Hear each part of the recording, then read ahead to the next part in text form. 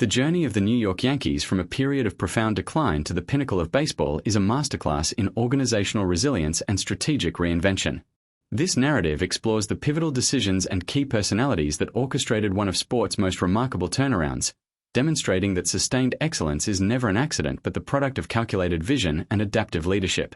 The foundation for this rebirth was laid during the team's darkest hour. By the mid-1960s, the once dominant Yankees had crumbled, finishing last in the league for the first time in over half a century.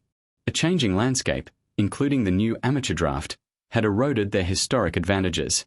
Yet, within this struggle, the seeds of future glory were planted. A critical rebuild began, focusing on the draft and player development, yielding future cornerstones.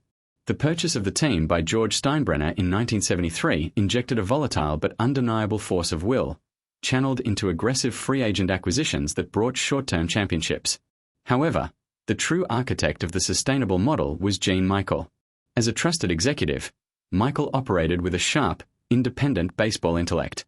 He championed undervalued metrics like on-base percentage and possessed a fearless eye for talent, making unpopular trades that paid monumental dividends. His philosophy prioritized a specific, disciplined profile for each position, moving away from vague notions of talent to a blueprint for winning. Michael's groundwork in identifying and nurturing homegrown players created the bedrock upon which a dynasty would be built. Central to the next phase was Brian Cashman, whose rise from intern to general manager epitomizes the Yankee way's blend of tradition and modernity. Immersed in the organization's intense culture, Cashman learned from mentors like Bill Livesey, who instilled a systematic approach to scouting. Livesey's player profile concept, inspired by the consistent excellence of teams like the Boston Celtics, demanded specific, measurable tools for each role on the field. This created a coherent talent pipeline. The organization complemented this with heavy investment in infrastructure, such as a state-of-the-art player development complex, fostering a year-round environment for growth.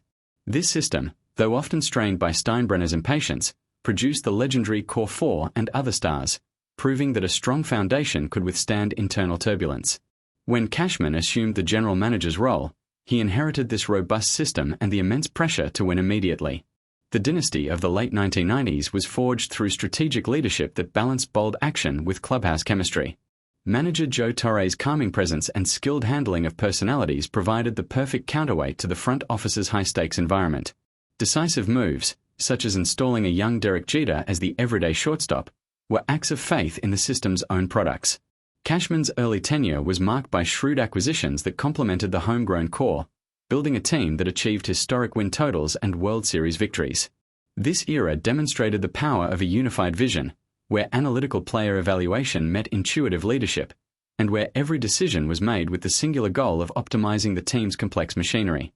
This machinery, however, required constant maintenance, especially when managing the human element of superstar egos.